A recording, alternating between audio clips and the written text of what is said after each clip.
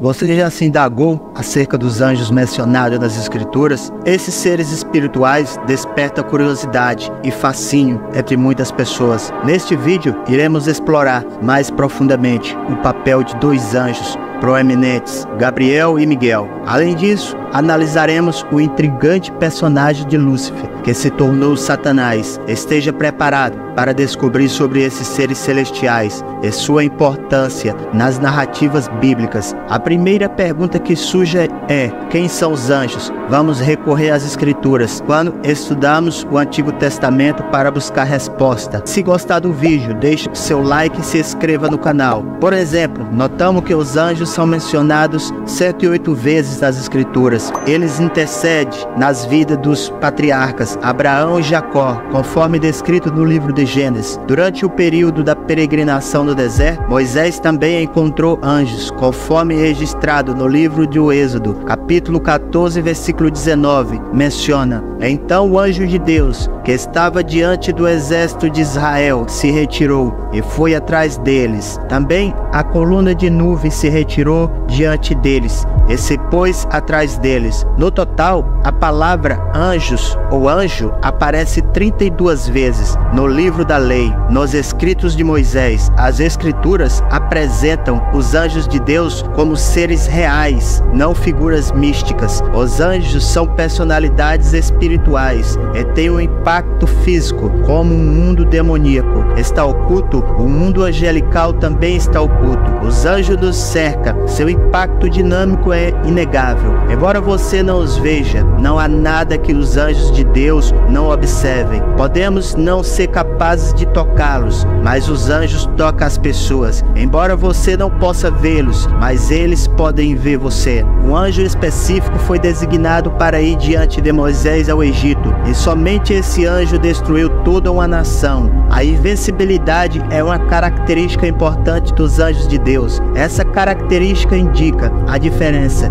entre demônios e anjos. Somente eles se destacam em força. Salmo 103, versículo 20 diz: bendizei ao Senhor todos os seus anjos, vós que excedeis em força, que guardais os seus mandamentos, obedecendo a voz da sua palavra. As Escrituras falam que houve uma guerra no céu, liderada pelo arcanjo Miguel contra Satanás e seus anjos. Deus usou seus anjos para enfrentar o exército caído de Satanás. Não conseguiu vencer, e não havia mais lugar para Satanás ou espaço para ele no céu. Apocalipse 12 fala da peleja do céu. Miguel e seus anjos prevaleceram, nem mais se achou no céu o lugar deles, e foi expulso o grande dragão, a antiga serpente que se chama Diabo, Satanás, o sedutor de todo mundo. Sim, foi atirado para a terra e com ele os seus anjos. Em qualquer conflito, os anjos sempre têm sucesso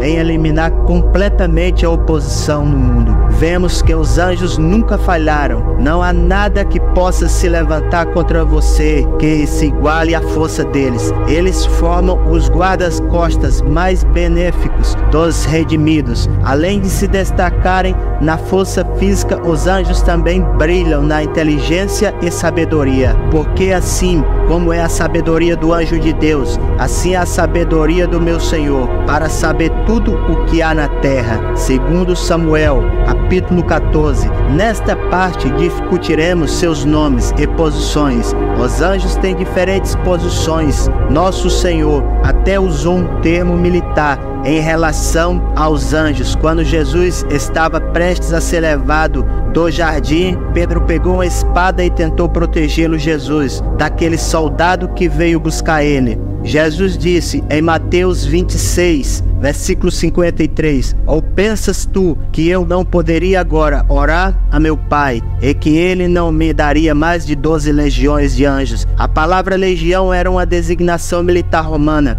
que se referia a cerca de 6.000 soldados. Em sentido geral, provavelmente o maior grupo de anjos é o que podemos chamar de anjos comuns. Na maioria das vezes em que os anjos são mencionados na Bíblia, esses anjos não identificados são os que estão sendo referidos queridos, falar de anjos comuns parece contraditório, pois como esses seres criados extraordinários podem ser considerados algo comum? No entanto, em certo sentido, essa designação é apropriada quando os constatamos com várias classes ou ordens únicas de anjos mencionados na Bíblia Sagrada. Os querubins são a primeira ordem angelical a aparecer nas Escrituras. Eles aparecem logo após a queda de Adão e Eva, da graça. Gênesis capítulo 3 relata os eventos no jardim do Éden. Adão e Eva também poderiam ter comido da árvore da vida e vivido para sempre, depois de violar o mandamento de Deus, de não comer da árvore do conhecimento do bem e do mal.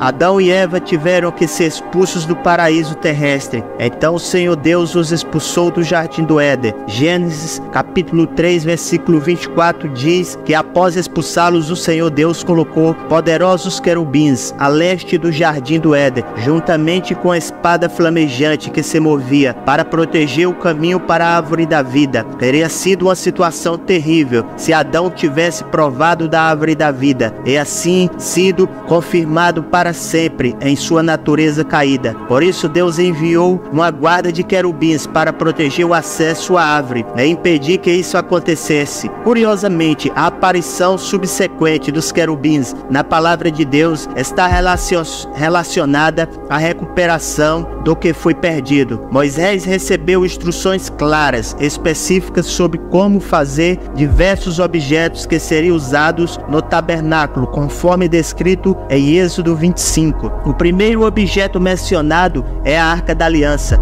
onde Deus prometia encontrar-se e comunicar-se com Moisés, e o que Deus escolheu para colocar sobre o propiciatório, ele escolheu a imagem dos querubins em ouro. Veja que impressionante descrição que Deus deu a Moisés. Em Êxodo 25, versículo 18 ao 20, ele fala: farás também 2 querubins de ouro batido, farás nas 2 extremidades da arca, de cada lado, extremidades dela. Os querubins estenderão as suas asas por cima, cobrindo com elas o propiciatório, as faces deles uma de frente com a outra. As faces dos querubins estão voltadas para o propiciatório. Será assim um grupo diferente de anjo. A palavra serafim em hebraico significa problema ou ardente. O capítulo 6 de Isaías narra sobre os serafins. O profeta Isaías relatou sua gloriosa visão com as seguintes palavras: no ano em que morreu o rei Uzias, eu vi o Senhor assentado sobre um alto e sublime trono, e as suas bordas de suas vestes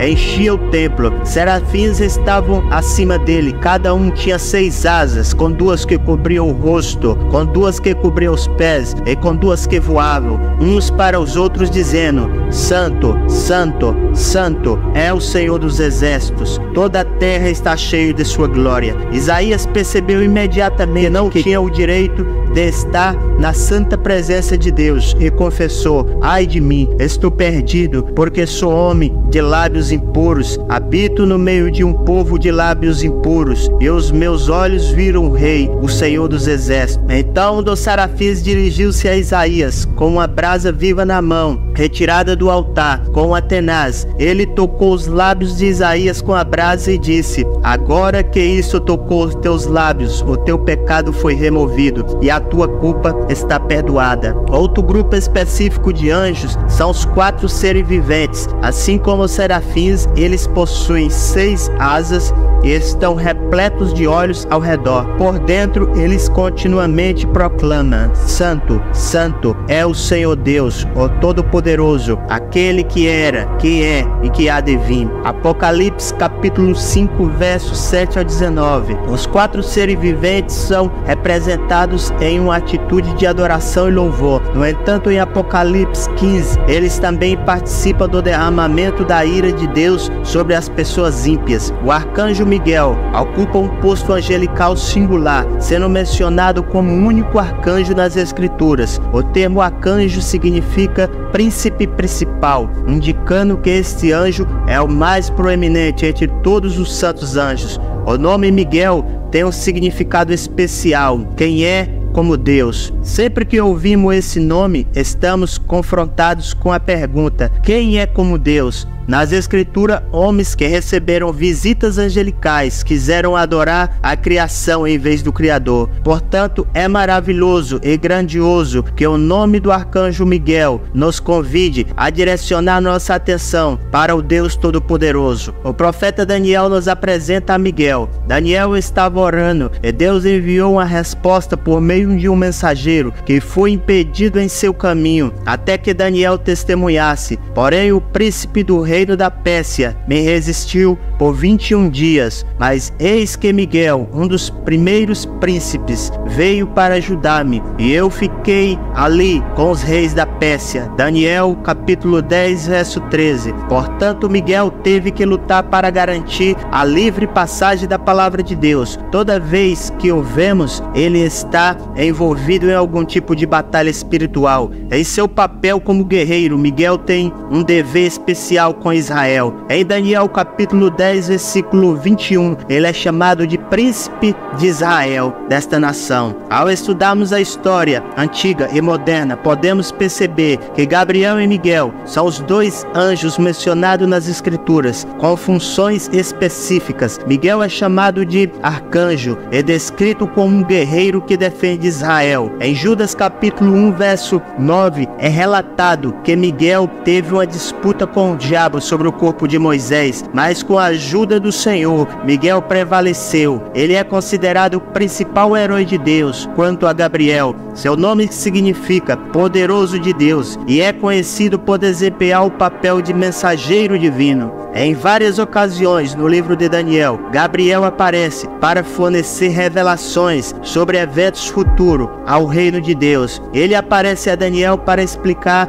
o significado de suas visões. No Novo Testamento, Gabriel é enviado por Deus para dar importantes notícias. Ele aparece a Zacarias para anunciar o nascimento de João Batista e posteriormente a Maria em Nazaré para anunciar o nascimento de Jesus. Gabriel desempenha um papel crucial de comunicação nas mensagens de Deus sobre o reino e o Messias vindouro. Em relação a Lúcifer, descobrimos em Isaías capítulo 14, versículo 12, que esse é o nome original do anjo que se tornou Satanás. Lúcifer era um nome associado à sua posição original de destaque no céu, mas devido ao seu orgulho e desejo de se exaltar acima de Deus, ele foi lançado à terra. Atualmente ele é descrito como príncipe deste mundo e é conhecido por vários nomes, incluindo o diabo e Satanás, o acusador, o enganador. Além disso, nas escrituras também são mencionados outros grupos de anjos, como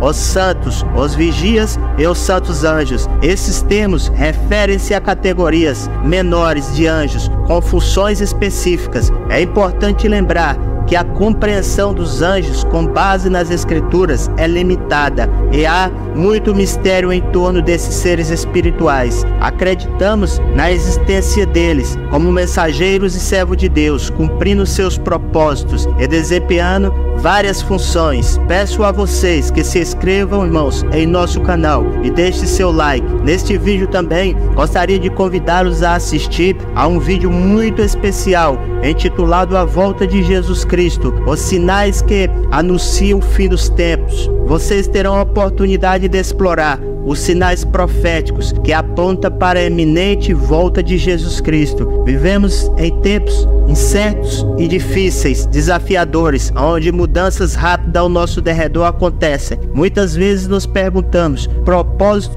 dessas circunstâncias e buscamos respostas para o futuro. Este vídeo é esclarecedor, traz uma perspectiva bíblica sobre os sinais que nos foram dados, indicando que o retorno de Jesus está muito próximo.